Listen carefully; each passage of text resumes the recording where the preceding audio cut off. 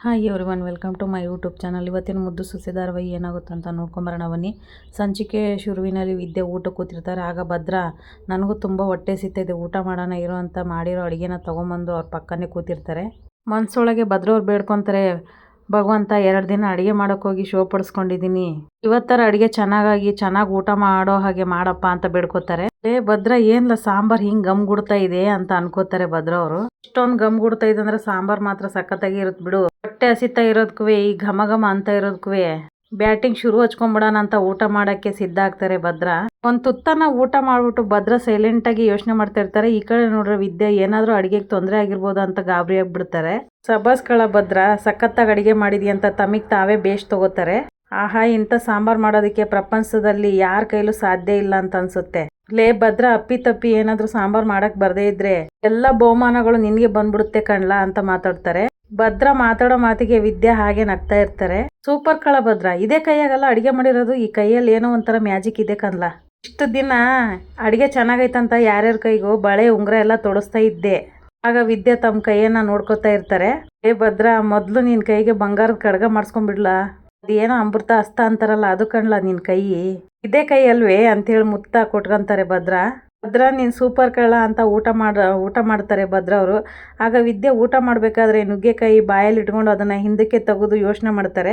ಭದ್ರ ಅವರು ಊಟ ಮಾಡ್ಬೇಕಾದ್ರೆ ನುಗ್ಗೆಕಾಯಿ ಸಿಕ್ಬಿಡುತ್ತೆ. ಅದನ್ನ ನೋಡ್ಬಿಟ್ಟು ವಿದ್ಯೆ ಗಾಬರಿ ಆಗ್ಬಿಡ್ತಾರೆ. ಅಲ್ಲ, ಇವತ್ ನಾನು ಸಾಂಬಾರ್ಗೆ ನುಗ್ಗೆಕಾಯಿ ಹಾಕಿರ್ಲಿಲ್ವಲ್ಲ, ಇದು ಹೆಂಗ್ ಬಂತು ಅಂತ ಯೋಚನೆ ಮಾಡ್ತಾ ಇರ್ಬೇಕಾದ್ರೆ ವಿದ್ಯೆ ನಾನು ಸಿಕ್ಕಾಕೊಂಡ್ಬಿಡ್ತೀನೇನೋ ಅಂತ ಭಯದಲ್ಲೇ ಇರ್ತಾರೆ.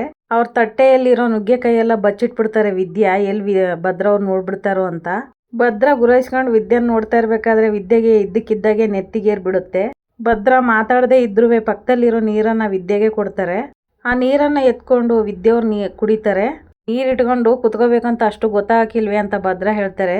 ಅಯ್ಯಯ್ಯೋ, ಸಾರಿಗೆ ಏನ್ ತರಕಾರಿ ಹಾಕಿದಾರಂತ ನೋಡ್ದೇನೆ ಬದಲಾಯಿಸ್ಬಿಟ್ನಲ್ಲಪ್ಪ ಅಂತ ತಲೆ ಹೊಡ್ಕೊಂತಾರೆ ವಿದ್ಯಾ. ಈಗ ಸರಿಯಾಗಿ ಸಿಕ್ಕಿಬಿದ್ದೆ ನಾನು ಅಂತ ಮನ್ಸೊಳಗೆ ಅನ್ಕೋತಾರೆ. ಎಷ್ಟು ಯೋಚನೆ ಮಾಡಿದ್ರು ಈ ನುಗ್ಗೆಕಾಯಿ ಹಾಕಿರೋದ್ ನೆನಪಿಗೆ ಬರ್ತಾ ಇಲ್ವಲ್ಲ, ಆದ್ರೂ ಹೆಂಗ್ ಬಂತಿದ್ವು ಅಂತ ಯೋಚನೆ ಮಾಡ್ಬೇಕಾದ್ರೆ ಮತ್ತೆ ಬಿಕ್ಳಿಕೆ ಬರುತ್ತೆ ವಿದ್ಯಾಗೆ. ಭದ್ರ ಅವ್ರ ಮನ್ಸೊಳಗೆ ಅನ್ಕೊಂತಾರೆ, ಅಲ್ಲ ಈ ನುಗ್ಗೆಕಾಯಿ ಎಲ್ಲಿಂದ ಬಂತು ಅಂತ ನಾನ್ ಯೋಚನೆ ಮಾಡ್ತಾ ಇದ್ರೆ ಇವಳಿಗೆ ಯಾಕೆ ನೆತ್ತಿಗೆ ಏರ್ಬಿಡ್ತು ಅಂತ ಮನ್ಸೊಳಗೆ ಅನ್ಕೊಂತಾರೆ. ಭದ್ರ, ಇತ್ತೀಚೆಗೆ ಯಾಕೋ ನೀನ್ ಜಾಸ್ತಿ ಮರಿತಾ ಇದ್ದಿ ಕಣ್ಲಾ, ನೀನ್ ಹಾಕ್ದೆ ಇನ್ಯಂಗ್ಲ ಬಂದದು, ಇಷ್ಟು ರುಚಿಯಾಗಿ ಸಾರು ಮಾಡೋದಕ್ಕೆ ನಿನ್ ಕೈಲೇ ಬಿಟ್ರಿ ಇನ್ಯಾರ ಕೈಲೇ ಆಗಕ್ಕಿಲ್ಲ, ಸುಮ್ನೆ ತಿನ್ಲಾ ಅಂತ ಹೇಳಿ ಮತ್ತೆ ಊಟ ಮಾಡ್ತಾರೆ ಭದ್ರ. ಚೂರು ಅಡಿಗೆ ಉಳ್ಸೋದ್ ಬೇಡ, ರುಚಿ ಕಂಡ್ಕೊಂಡು ಯಾರಾದ್ರೂ ದಿನ ನನ್ನ ಅಡಿಗೆ ಕದ್ಬಿಟ್ರೆ ಬಿಡ್ಬೇಡ, ಏನು ಬಿಡ್ಬೇಡ, ಎಲ್ಲ ಹಾಕೊಂಡು ತಿನ್ನು ಹೇಳ್ತೀನಿ ಅಂತ ಹೇಳಿ ಪಾತ್ರೆಯಲ್ಲಿರೋ ಅನ್ನ ಸಾಂಬಾರೆಲ್ಲ ಬಡಿಸ್ಕೊಂಡು ಊಟ ಮಾಡ್ತಾರೆ ಭದ್ರ. ವಿದ್ಯಾ ಮನ್ಸೊಳಗೆ ನಗ್ತಾ ಇರ್ತಾರೆ. ಈ ಕಡೆ ನೋಡಿದ್ರೆ ಭದ್ರ ಅಜ್ಜಿನ ತೋರಿಸ್ತಾರೆ. ಅವರು ಸೈಲೆಂಟ್ ಆಗಿ ಕೂತಿರ್ತಾರೆ. ಮೋಹನ್ ಅವ್ರು ಬಂದ್ಬಿಟ್ಟು ಹೇಳ್ತಾರೆ, ಅತ್ತೆ ಯಾವಾಗ್ಲೇ ನೀರ್ ಕೇಳಿದ್ರಲ್ಲ ತಗೊಳ್ಳಿ ಅಂತ ಹೇಳ್ತಾರೆ. ಅಲ್ಲೇ ಇಟ್ಬಿಡವ ಅಂತ ಡಲ್ ಆಗಿ ಹೇಳ್ತಾರೆ ಭದ್ರ ಅಜ್ಜಿ. ಯಾಕತ್ತೆ ನಿದ್ದೆ ಬರ್ತಾ ಇಲ್ವೇ ಅಂತ ಮೋಹನ ಕೇಳ್ತಾರೆ. ಹ್ಞೂ ಕಣವ, ಯಾಕೋ ಇತ್ತೀಚೆಗೆ ನಿದ್ದೆನೇ ಸರಿಯಾಗಿ ಬರ್ತಾ ಇಲ್ಲ, ಯೋಚನೆಗಳ ಮೇಲೆ ಯೋಚನೆ. ಆಗ ಚಂಪಾ ಹೇಳ್ತಾರೆ, ಅಮ್ಮಮ್ಮ ಅಂತ ಅಂದಾಗ ಭದ್ರ ಅಜ್ಜಿ ಹೇಳ್ತಾರೆ, ಏನು ಹೇಳೆ, ಮಂಡಿ ನೋವು ಏನಾದರೂ ಜಾಸ್ತಿ ಆಗೈತೆ, ನಾನು ಕಾಲು ಒತ್ಕೊಡನೆ ಅಂತ ಕೇಳ್ತಾರೆ ಚಂಪಾ. ಇಲ್ಲ ಕಣಂತೆ, ನೀವು ಹೋಗಿ ಮಲ್ಕೊಳ್ಳಿ. ಆಗಲ್ಲ ಅತ್ತೆ ಅಂತ ಮೋಹನ ಹೇಳ್ತಾರೆ. ಹಾಗೂ ಅಲ್ಲ ಹೀಗೂ ಅಲ್ಲ, ನನ್ನ ನಿದ್ದೆ ಬಂದಾಗೆ ನಾನು ಹೋಗಿ ಮಲ್ಕೊತೀನಿ, ನೀವು ಹೋಗಿ ಮಲ್ಕೊಳ್ಳಿ ಅಂತ ಹೇಳ್ತಾರೆ ಭದ್ರ ಅಜ್ಜಿ. ಚಂಪಾ ಹಾಗೆ ಮೋಹನ ಅವರು ಒಳಗಡೆ ಹೋದಾಗ ಭದ್ರ ಅಜ್ಜಿ ಸೈಲೆಂಟಾಗಿ ಹಾಗೆ ಕೂತಿರ್ಬೇಕಾದ್ರೆ ಇದ್ದಕ್ಕಿದ್ದಾಗೆ ಎದೆ ನೋವು ಶುರುವಾಗ್ಬಿಡುತ್ತೆ. ಇದೇನಪ್ಪ ಇದು, ಇದ್ದಕ್ಕಿದ್ದಂಗೆ ಉಸಿರಾಡಕ್ ಆಗ್ತಾ ಇಲ್ಲ ಅಂತ ಎದೆನ ಹಿಡ್ಕೊಂಡು ಶಿವರಾಮ ಅಂತ ಕೂಗ್ತಾರೆ. ಅಷ್ಟರಲ್ಲಿ ರಾಕೇಶ್ ಅವರು ಬಂದ್ಬಿಟ್ಟು ಅಜ್ಜಮ್ಮ ಅಂತ ಎಲ್ಲರನ್ನು ಕರೀತಾರೆ. ಅಜ್ಜಮ್ಮ ಏನಾಯ್ತು ಅಜ್ಜಮ್ಮ, ಏನಾಗ್ತೈತೆ ಅಜ್ಜಮ್ಮ ಅಂತ ಕೇಳ್ತಾರೆ ರಾಕೇಶ್ ಅವರು. ಅಷ್ಟರಲ್ಲಿ ಶಿವರಾಮೇಗೌಡರು ಅವ್ವ ಅನ್ಕೊಂಡು ಜೋರಾಗಿ ಚೀರ್ಕೊಂಡ್ ಬರ್ತಾರೆ. ಅವ್ವ ಏನಾಯ್ತು ಅಂತ ಕೇಳ್ತಾರೆ. ಮನೆಯವರೆಲ್ಲ ಭದ್ರ ಅಜ್ಜಿ ಇರೋ ಕಡೆ ಬರ್ತಾರೆ. ಲೇ ಅವಾಗ ಏನಾಯ್ತಲಾ ಅಂತ ಶಿವರಾಮೇಗೌಡರು ಕೇಳಿದಾಗ ರಾಕೇಶ್ ಹೇಳ್ತಾರೆ, ನನಗೂ ಗೊತ್ತಿಲ್ಲ ಗೌಡ್ರೆ, ನಾನು ಇವಾಗ ತಾನೇ ಬಂದೆ, ನಳ್ಳಾಡ್ತಾ ಇದ್ರು ಅಂತ ರಾಕೇಶ್ ಹೇಳ್ತಾರೆ. ಒಂದ್ ಕೆಲಸ ಮಾಡ್ಲಾ, ಹೋಗಿ ಭದ್ರನ್ ಕರಿ ಹೋಗಂತ ಶಿವರಾಮೇಗೌಡರು ಹೇಳ್ತಾರೆ. ಭದ್ರ ಅಜ್ಜಿನ ನೋಡ್ಬಿಟ್ಟು ಎಲ್ರು ಗಾಬರಿ ಆಗ್ತಾರೆ. ಅವ್ವ ಮಾತಾಡವ ಅವ್ವ ನನ್ ಬಿಟ್ಟು ಹೊಂಟದೇನೆ ಅಂತ ಸಾವಿತ್ರಿ ಅಳ್ತಾ ಕೇಳ್ತಾರೆ. ಆಗ ಶಿವರಾಮೇಗೌಡರಿಗೆ ಕೋಪ ಬಂದು ಹೇಳ್ತಾರೆ, ಏನ್ ಅಪ್ಶಕನ ಮಾತಾಡ್ತೀಯೇ, ನಮ್ಮ ಅವ್ವಂದು ಗಟ್ಟಿ ಗುಂಡಿಗೆ ಅವಳಿಗೆ ಏನು ಆಗಕ್ಕಿಲ್ಲ, ಸುಮ್ಕೆ ಇರು. ಅಷ್ಟರಲ್ಲಿ ಭದ್ರ ಓಡ್ ಬಂದ್ಬಿಟ್ಟು ಅಮ್ಮಮ್ಮ ಅಂತ ಎತ್ಕೋತಾರೆ. ಅಷ್ಟರಲ್ಲಿ ವಿದ್ಯಾ ಸಹ ಅಲ್ಲಿಗೆ ಬಂದು ಬಾಗ್ಲು ಒಳಗಡೆ ಬರ್ದೆ ಹೊರಗಡೆ ನಿಂತಿರ್ತಾರೆ. ಅಪ್ಪಯ್ಯ ಏನಾಯ್ತಪ್ಪಯ್ಯ ಅಮ್ಮಮ್ಮನಿಗೆ ಅಂತ ಭದ್ರ ಕೇಳಿದಾಗ ನನಗೂ ಗೊತ್ತಿಲ್ಲ ಕಣೋ, ಕುಸ್ತು ಬಿದ್ದೋಗ್ಬಿಟ್ಟವಳೆ ಅಂತ ಹೇಳ್ತಾರೆ ಶಿವರಾಮೇಗೌಡರು. ಅಣ್ಣ ಇನ್ ತಡ ಮಾಡೋದ್ ಬೇಡ, ಬಿರ್ನೆ ಆಸ್ಪತ್ರೆ ಕರ್ಕೊಂಡು ಹೋಗೋಣ ಅಂತ ಗೋವಿಂದ ಹೇಳ್ತಾರೆ. ಮನೆ ಬಿಟ್ಟು ಹೋಗಿದ್ದನ್ನ ಲೆಕ್ಕಿಸ್ದೆ ಒಳಗಡೆ ಬಂದು ವಿದ್ಯಾ ಹೇಳ್ತಾರೆ, 1 ನಿಮಿಷ ನಿಂತ್ಕೊಳ್ಳಿ ಅಂತ ಹೇಳ್ತಾರೆ. ಭದ್ರ ಹೇಳ್ತಾರೆ, ದಾರಿ ಬಿಡು ಆಸ್ಪತ್ರೆ ಕರ್ಕೊಂಡು ಹೋಗ್ಬೇಕು ಅಂತ ಹೇಳ್ತಾರೆ. ಆಗ ವಿದ್ಯೆ ಹೇಳ್ತಾರೆ, ಅಮ್ಮಮ್ಮನಿಗೆ ಮೊದಲು CPR ಮಾಡಬೇಕು, ಹೊರಗಡೆ ಮಲಗಿಸಿ ಏನಾಗೈತಂತ ನಾನು ನೋಡ್ತೀನಿ ಅಂತ ಹೇಳ್ತಾರೆ ವಿದ್ಯಾ. ನೋಡು, ನೀನು ಬರೀ ಡಾಕ್ಟ್ರ್ ಓದ್ತಾ ಇದೀಯಾ ಅಷ್ಟೇ, ನೀನು ದೊಡ್ಡ ಡಾಕ್ಟರ್ ಆಗಿಲ್ಲ, ದಾರಿ ಬಿಡು ಸುಮ್ಕೆ ಅಂತ ಭದ್ರ ಹೇಳ್ತಾರೆ. ನೋಡಿ, ನಾನು ಡಾಕ್ಟರ್ ಹೋಗ್ತಾ ಇದ್ದೀನಿ ಅನ್ನೋ ಕಾರಣಕ್ಕೆ CPR ಮಾಡಕ್ಕೆ ನಾನು ಬಂದಿಲ್ಲ, ಇದ್ರ ಬಗ್ಗೆ ಸ್ವಲ್ಪ ತಿಳಿದಿರೋದಕ್ಕೆ CPR ಮಾಡ್ತೀನಿ ಅಂತ ಹೇಳ್ತಾ ಇರೋದು ನಾನು. ಆಗ ಸಾವಿತ್ರಿ ಹೇಳ್ತಾರೆ, ನೋಡು, ಸುಮ್ಕೆ ದೊಡ್ಡದಾಗಿ ಏನೋ ಹೇಳಕ್ ಬರಬೇಡ, ಮರ್ಯಾದೆಯಿಂದ ಜಾಗ ಬಿಡು. ಭದ್ರ, ನೀನೇನ್ಲ ಅವಳ ಮುಖ ನೋಡ್ತಾ ಇದೀಯಾ, ಫಸ್ಟ್ ಇಲ್ಲಿಂದ ನಡಿ ಅಂತ ಹೇಳ್ತಾರೆ ಸಾವಿತ್ರಿ.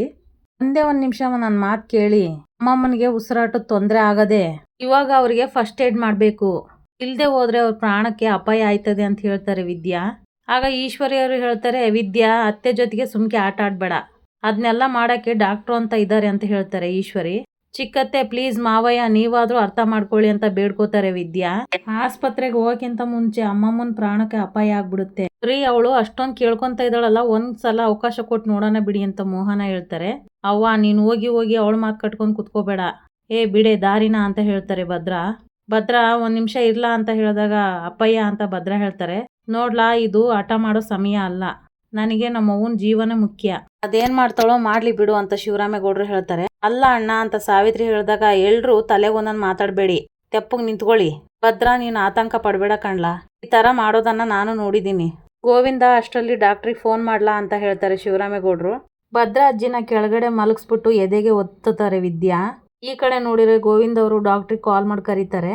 ಎದೆ ಕೊಟ್ಟು ಒತ್ತುತ್ತಾರೆ. ಮತ್ತೆ ಭದ್ರವ್ರು ಹೇಳ್ತಾರೆ, ಅಪ್ಪಯ್ಯ, ನನ್ಗೆ ಯಾಕೋ ಭಯ ಆಗ್ತೈತಿ ಕಣಪ್ಪಯ್ಯ ಅಂತ ಹೇಳ್ತಾರೆ. ಇದೆಲ್ಲ ಬೇಡ ಅಪ್ಪಯ್ಯ, ಆಸ್ಪತ್ರೆಗೆ ಹೋಗೋಣ ಬಾ ಅಂತ ಹೇಳ್ತಾರೆ. ಭದ್ರ, ಒಂದ್ 5 ನಿಮಿಷ ನೋಡೋಣ ಇರ್ಲಾ, ಡಾಕ್ಟ್ರಿಗೆ ಗೋವಿಂದ ಫೋನ್ ಮಾಡಿದಾನೆ ಅಂತ ಶಿವರಾಮೇಗೌಡರು ಹೇಳ್ತಾರೆ. ಆಗ ವಿದ್ಯಾ ಎದೆ ಒತ್ತುತ್ತಾನೆ ಇರ್ತಾರೆ. ಆಗ ಭದ್ರ ಅಜ್ಜಿಗೆ ಎಚ್ಚರ ಆಗೋದಿಲ್ಲ. ಆಗ ಬಾಯಿ ತೆಗೆದ್ಬಿಟ್ಟು ತನ್ನ ಉಸಿರು ಕೊಡ್ತಾರೆ ವಿದ್ಯಾ. ಹಾಗೆ ಭದ್ರ ಅಜ್ಜಿ ಕಣ್ಣ ಬಿಟ್ಬಿಡ್ತಾರೆ. ಆಗ ಮನೆಯವರೆಲ್ಲ ಖುಷಿಯಾಗ್ಬಿಡ್ತಾರೆ. ಮೋಹನ್ ಅವ್ರು ಹೇಳ್ತಾರೆ, ರೀ, ಅತ್ತೆ ಕಣ್ ಬಿಟ್ಬಿಟ್ರು ಅಂತ ಹೇಳ್ತಾರೆ. ಭದ್ರ ಅಜ್ಜಿನ ಎತ್ತಿಸ್ಬಿಟ್ಟು ಸೋಫಾ ಮೇಲೆ ಕೂರಿಸ್ತಾರೆ. ಅವ್ವ, ನಿನ್ಗೇನು ಆಗಿಲ್ಲ ಅಲ್ವೇ ಅಂತ ಶಿವರಾಮೇಗೌಡರು ಕೇಳಿದಾಗ ಭದ್ರ ಅಜ್ಜಿ ಹೇಳ್ತಾರೆ, ಇಲ್ಲ ಕಣಪ್ಪ, ಒಂದು ಕ್ಷಣ ನನ್ನ ಗುಂಡಿಗೆನೆ ನಿಂತೋಗಿತ್ತು ಕಣವ, ಏನ್ ಮಾಡ್ಬೇಕಂತಾನೆ ಗೊತ್ತಾಗ್ಲಿಲ್ಲ ಅಂತ ಹೇಳ್ತಾರೆ ಶಿವರಾಮೇಗೌಡರು. ಎಲ್ಲ ಇವಳೇ ಮಾಡಿದ್ದು ಅಂತ ವಿದ್ಯೆನ್ ತೋರಿಸ್ತಾರೆ ಶಿವರಾಮೇಗೌಡರು. ಚಿತ್ರ ಹೇಳ್ತಾರೆ, ಏನವ ಇದು, ಈ ಮುದುಕಿ ಜೀವನ ಇಳಿಸ್ಬಿಟ್ಟು ಈ ಮೂರಡಿ ಎಲ್ರ ಮುಂದೆ ಹೀರೋಯಿನ್ ಆಗ್ಬಿಟ್ಲು ಅಂತ ಹೇಳ್ತಾರೆ. ಅವಳು ಹೀರೋಯಿನ್ ಆದ್ರೆ ನಾನು ವಿಲ್ಲನ್ ಕಣೆ, ನನಗೆ ಚೆನ್ನಾಗಿ ಗೊತ್ತು ನನ್ನ ಕೆಲಸ ಏನ್ ಮಾಡ್ಬೇಕು ಅಂತ ಹೇಳ್ತಾರೆ ಈಶ್ವರಿ. ಆಗ ವಿದ್ಯೆ ಹೇಳ್ತಾರೆ, ಇದಕ್ಕೋಸ್ಕರನೇ ಮಾವಯ್ಯ ನಾನು ಫಸ್ಟ್ ಏಡ್ ಮಾಡ್ಬೇಕಂತ ಹೇಳಿದ್ದು. ಇಂಥ ಸಮಯದಲ್ಲಿ ಹೃದಯ ತನ್ನ ಕೆಲಸನ ನಿಲ್ಲಿಸ್ಬಿಡ್ತದೆ, ಆವಾಗ ರಕ್ತ ಸಂಚಲನ ತಾತ್ಕಾಲಿಕವಾಗಿ ನಿಂತೋಗ್ಬಿಡುತ್ತೆ. ಅವಾಗ ನಾವು CPR ಮಾಡಿದ್ರೆ ರಕ್ತ ಸಂಚಲನಕ್ಕೆ ದಾರಿ ಮಾಡಿಕೊಡುತ್ತೆ. ಹಾಗಂತ ವಿದ್ಯೆ ಹೇಳಿದಾಗ ಈ ಕಡೆ ಸಾವಿತ್ರಿ ಹೇಳ್ತಾರೆ, ಅಮ್ಮನಿಗೆ ಧ್ಯಾನ ಬಂದೈತಂತ ಉದಾಸೀನ ಮಾಡೋದು ಬೇಡ ಅಣ್ಣ, ನಡೀರಿ ಯಾವುದಕ್ಕೂ ಡಾಕ್ಟ್ರ್ ಹತ್ರ ತೋರ್ಸ್ಕೊಂಬರೋಣ ಅಂತ ಹೇಳ್ತಾರೆ. ಗೋವಿಂದ, ಫೋನ್ ಮಾಡು ಡಾಕ್ಟ್ರಿಗೆ, ಎಲ್ಲಿದ್ದಾರಂತ ಕೇಳು ಅಂತ ಶಿವರಾಮೇಗೌಡರು ಹೇಳ್ತಾರೆ. ಅಣ್ಣ, ಡಾಕ್ಟ್ರು ಬಂದಾರಂತೆ, ನಾನು ಕರ್ಕೊಂಬರ್ತೀನಿ ಅಂತ ಡಾಕ್ಟ್ರನ್ನ ಕರ್ಕೊಂಬರ್ತಾರೆ. ಬಂದಿರೋ ಡಾಕ್ಟರು ಭದ್ರಾಜ್ಜಿಗೆ ಚೆಕ್ ಮಾಡಿಬಿಟ್ಟು ಇಂಜೆಕ್ಷನ್ನ ಕೊಡ್ತಾರೆ. ಗೌಡ್ರೆ, ಗಾಬರಿ ಆಗುವಂಥದ್ದು ಏನೂ ಇಲ್ಲ, ಹಾರ್ಟ್ ಬೀಟು ಸ್ಟೇಬಲ್ ಆಗಿದೆ, ಪಲ್ಸ್ ಕೂಡ ನಾರ್ಮಲ್ ಆಗೇ ಇದೆ, ಆದರೆ ಇದನ್ನ ಲೈಟಾಗಿ ತಗೊಳಕ್ಕಾಗೋದಿಲ್ಲ, ಇಮಿಡಿಯೇಟಾಗಿ ಹಾಸ್ಪಿಟ್ಲಿಗೆ ಕರ್ಕೊಂಡೋಗಿ ಅವ್ರಿಗೆ NCG ಮಾಡಿಸ್ಬೇಕು, ಕೆಲವೊಂದು ಟೆಸ್ಟ್ಗಳಿವೆ ಅದನ್ನೆಲ್ಲ ಮಾಡಿಸ್ಬಿಡ್ಬೇಕು. ಆಗ ಸಾವಿತ್ರಿ ಹೇಳ್ತಾರೆ, ಅಯ್ಯೋ ಡಾಕ್ಟ್ರೆ, ಯಾವಾಗಲೇ ಅವನ್ನ ಆಸ್ಪತ್ರೆಗೆ ಕರ್ಕೊಂಡು ಹೋಗೋಣ ಅಂತ ಹೋಗ್ತಾ ಇದ್ವಿ, ಆದರೆ ಇವಳೆ ಅದೇನೋ CPR ಮಾಡ್ತೀನಿ ಅದು ಮಾಡ್ತೀನಿ ಅಂತ ಸಮಯ ಎಲ್ಲ ವ್ಯರ್ಥ ಮಾಡ್ಬಿಟ್ಲು ಅಂತ ಸಾವಿತ್ರಿ ಹೇಳ್ತಾರೆ ಡಾಕ್ಟರ್ ಎದುರಿಗೆ. ಆಗ ಡಾಕ್ಟರ್ ಹೇಳ್ತಾರೆ, ಎಕ್ಸ್ಕ್ಯೂಸ್ ಮೀ, ಅವರು ಸಮಯನ ವ್ಯರ್ಥ ಮಾಡಿಲ್ಲ, ಇವ್ರ ಪ್ರಾಣ ಅಪಾಯದಿಂದ ಕಾಪಾಡಿದ್ದಾರೆ, ಅವ್ರು ಮಾಡಿರೋ CPR ಇಂದಾನೇ ಪೇಷಂಟು ಹಾರ್ಟ್ ಬೀಟು ಸ್ಟೇಬಲ್ ಆಗಿರೋದು. ಕಾರ್ಡಿಯಾಕ್ ಎಮರ್ಜೆನ್ಸಿಯಲ್ಲಿ ಇಂಥ ಫಸ್ಟ್ ರೆಸ್ಪಾನ್ಸ್ ಕೊಡೋದು ತುಂಬಾನೇ ಇಂಪಾರ್ಟೆಂಟ್ ಆಗಿರುತ್ತೆ. ನೋಡಿಮ್ಮ, ಇಂಥ ಟೈಮಲ್ಲಿ ಹೆದರದೆ CPR ಮಾಡಿ ತುಂಬ ಒಳ್ಳೆ ಕೆಲಸ ಮಾಡಿದ್ದೀರಾ, ಐ ರಿಯಲಿ ಅಪ್ರಿಷಿಯೇಟೆಡ್ ಅಂತ ಹೇಳ್ತಾರೆ ಡಾಕ್ಟರು. ನೋಡಿ, ನಿಮ್ಮ ಸಮಯ ಪ್ರಜ್ಞೆನೇ ಇವತ್ತು ಇವ್ರ ಜೀವನ ಉಳಿಸಿದೆ, ಆದರೆ ನಿಮಗೆ CPR ಮಾಡಬೇಕು ಅಂತ ನಿಮ್ಗೆ ಗೊತ್ತಾಯ್ತು ಅಂತ ಕೇಳ್ತಾರೆ ಡಾಕ್ಟರ್ ವಿದ್ಯಾಗೆ. ಇದನ್ನೆಲ್ಲ ಎಲ್ಲಿ ಕಲ್ತ್ರಿ ಅಂತ ಕೇಳ್ತಾರೆ. ಸರ್, ನಾನು ಫಸ್ಟ್ ಇಯರು MBBS ಸ್ಟೂಡೆಂಟು, ನಾನು ಕಾಲೇಜಲ್ಲಿ ಇರಬೇಕಾದ್ರೆ NSS ಕ್ಯಾಂಪಲ್ಲಿ ಇದನ್ನೆಲ್ಲ ಹೇಳ್ಕೊಟ್ಟಿದ್ರು, ಹಾಗಾಗಿ ನನಗೆ ಗೊತ್ತು ಅಂತ ವಿದ್ಯೆ ಹೇಳ್ತಾರೆ. ನಿಜವಾಗ್ಲೂ ನೀವು ಮಾಡಿರೋ ಕೆಲಸಕ್ಕೆ ನಾನು ತುಂಬ ಋಣಿಯಾಗಿರ್ತೀನಿ ಅಂತ ಅಪ್ರಿಷಿಯೇಟ್ ಮಾಡ್ತಾರೆ ಡಾಕ್ಟರ್ ವಿದ್ಯಾಗೆ. ನೋಡಿ ಗೌಡ್ರೆ, ಇವತ್ತು ನಿಮ್ಮ ತಾಯಿನ ಕಾಪಾಡಿರೋ ಕಂಪ್ಲೀಟ್ ಕ್ರೆಡಿಟು ಈ ಹುಡುಗಿಗೆ ಸೇರಬೇಕು ಅಂತ ಹೇಳ್ತಾರೆ ಡಾಕ್ಟರು. ಇವರು ಫಸ್ಟ್ ಏಡ್ ಮಾಡಿಲ್ಲ ಅಂದಿದ್ರೆ ತುಂಬಾ ಕಷ್ಟ ಆಗಿರ್ತಾ ಇತ್ತು. ಸರಿ ಗೌಡ್ರೆ, ನಿಮ್ಮ ತಾಯಿನ ಇಮಿಡಿಯೇಟ್ಲಿ ಹಾಸ್ಪಿಟಲಿಗೆ ಕರ್ಕೊಂಬನ್ನಿ, ಅದೇನು ಟೆಸ್ಟ್ ಇದೆಯೋ ಅದನ್ನೆಲ್ಲ ಮಾಡಿಸ್ಬಿಟ್ಟು ಕಳಿಸ್ಕೊಡ್ತೀನಿ ಅಂತ ಡಾಕ್ಟರ್ ಹೇಳ್ತಾರೆ. ಇಲ್ಲಿಗೆ ಈ ಸಂಚಿಕೆ ಮುಗಿಯುತ್ತೆ. ಯಾರೆಲ್ಲ ನನ್ನ ಚಾನಲ್ ನೋಡ್ತಾ ಇದ್ದೀರೋ ದಯವಿಟ್ಟು ಸಬ್ಸ್ಕ್ರೈಬ್ ಮಾಡ್ಕೊಳ್ಳಿ. ಹಾಗೆ ಒಂದು ಲೈಕು ಶೇರ್ ಮಾಡಿ. ವಿಡಿಯೋ ನೋಡಿದ್ದಕ್ಕಾಗಿ ಧನ್ಯವಾದಗಳು.